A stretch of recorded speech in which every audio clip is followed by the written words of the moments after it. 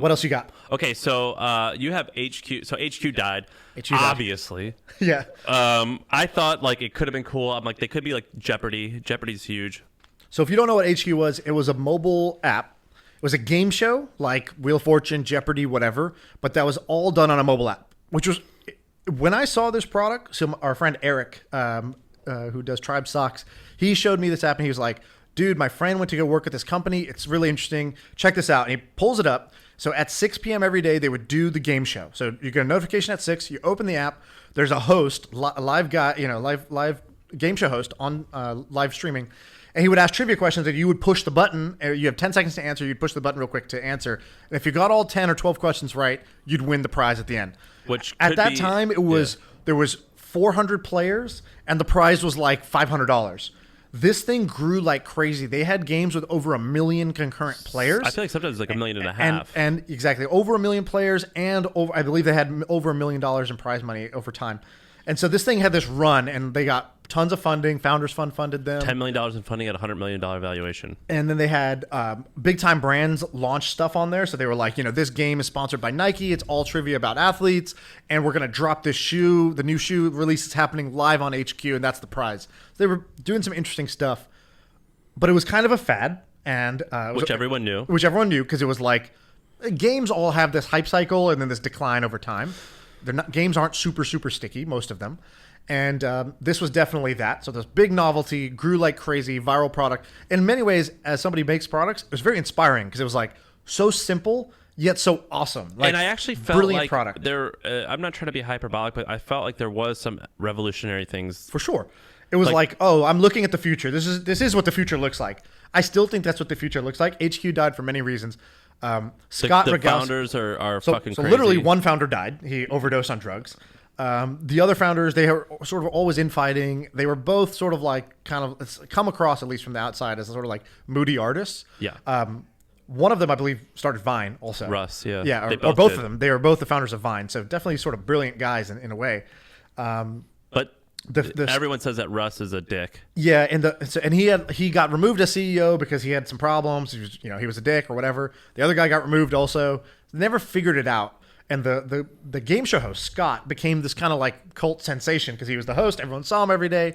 And he tweeted out when it shut down recently, he was just like, this company died for one reason alone, and that's the sort of incompetence and arrogance of the founders. And I was like, yeah, damn, that is like, you don't usually hear that. Like, everybody's so PC and always just worried about their career. Well, he's a comedian. He didn't give a fuck.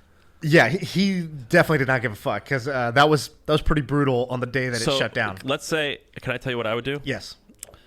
Okay, so I would. I have no idea if they did this or not. I would have built this knowing that it's going to die, and so it's like it's my thing is I'm going to be a hit machine, right? And I'm going to use this formula. And I always thought about this with remember like Cronut. Yeah. Okay, you know how like these viral food things, like these food things go viral? Right. I like one day sat down, I'm like, what makes them go viral? So and I've like broke it down to a handful of categories, which is like, it's either it's got to be a food that's typically a side, but you're going to eat it in excess. So for example, only cookie dough so ice cream that's just cookie dough. Right. Or you make the topping the main. Yep. So like one formula you could use. Yep. Yeah. Another like fondue. So like fondue is typically an appetizer, fondue only. Right. Another thing is you take the shape of it and you make it a ridiculous shape. Yes.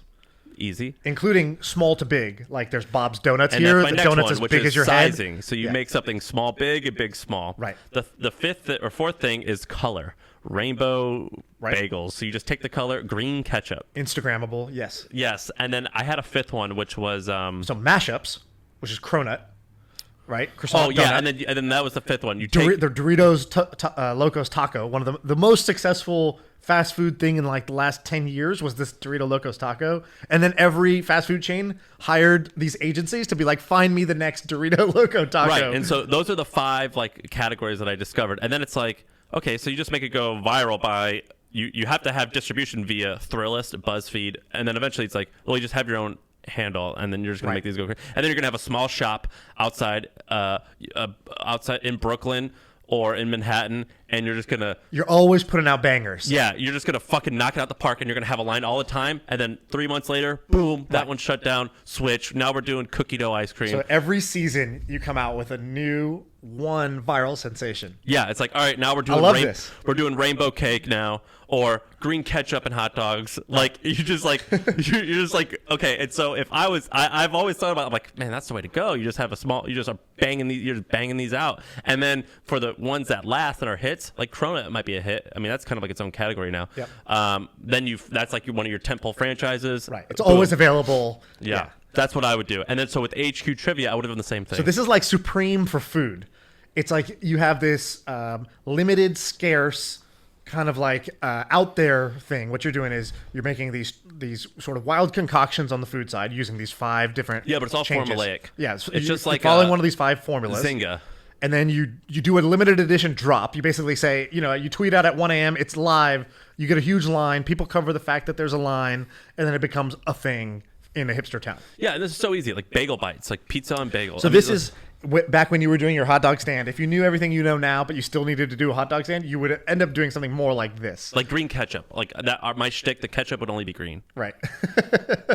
And what I did back then was like you just have a little shtick. Like mine was my onions. I would boil them in Coca-Cola, which a lot of people do. I would just tell everyone I did that. Right. And so this is actually a famous copywriting trick, which is, have you ever heard of a time, like a watch, like a wristwatch being described as like with quartz movement? Yes.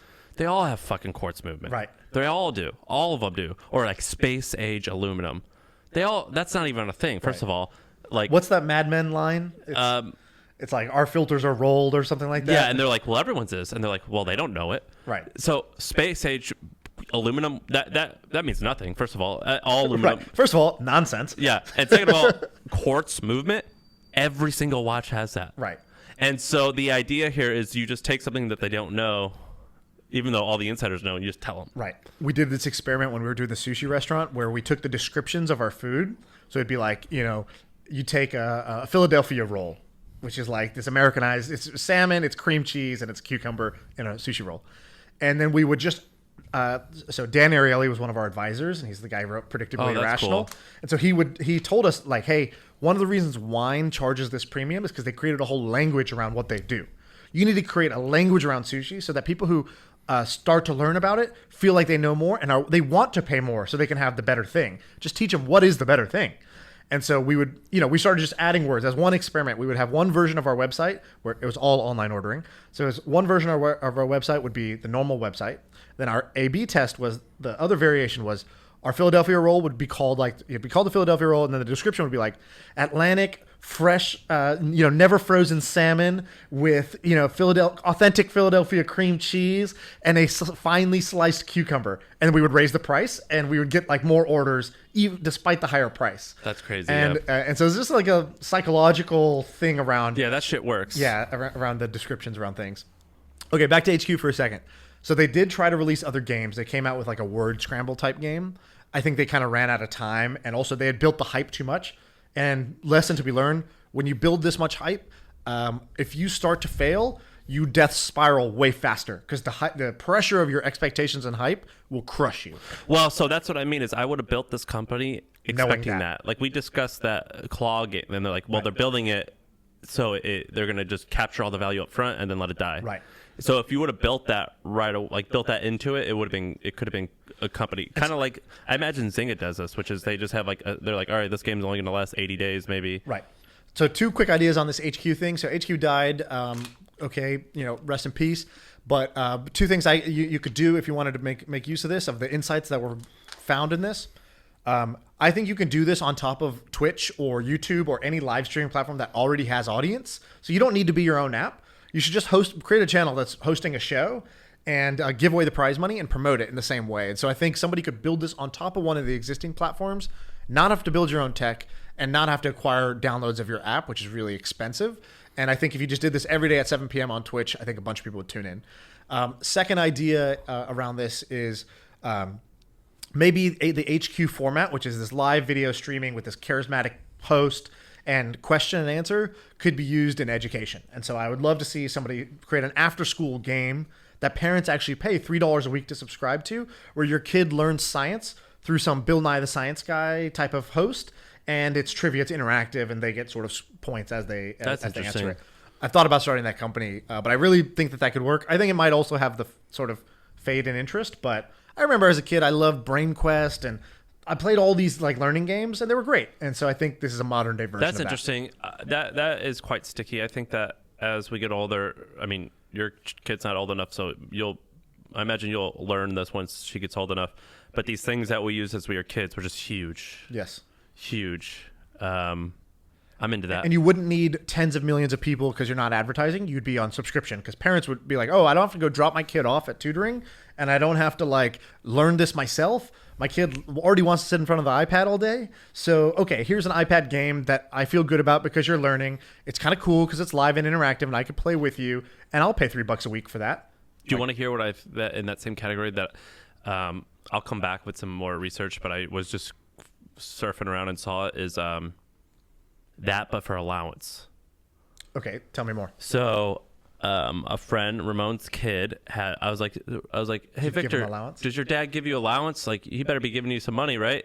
And he goes, yeah, but it's all on this app. And I was like, what do you mean? He's like, well, it is automated, and I get $10 a week if I do everything, and I have a list of everything I got to do, and then it just sends me this $10, but it sends it into an account, and I could use those on the places that he's already approved that I could spend it on. Or if he wants, I can get this debit card that only works at a handful of places. That's a great idea. Yeah, I was like, oh, of course. That's an of awesome. course idea. Yeah. I get mad at myself for not thinking of it. So I'm gonna go. I haven't seen their financials or any. I'm going to. Yeah.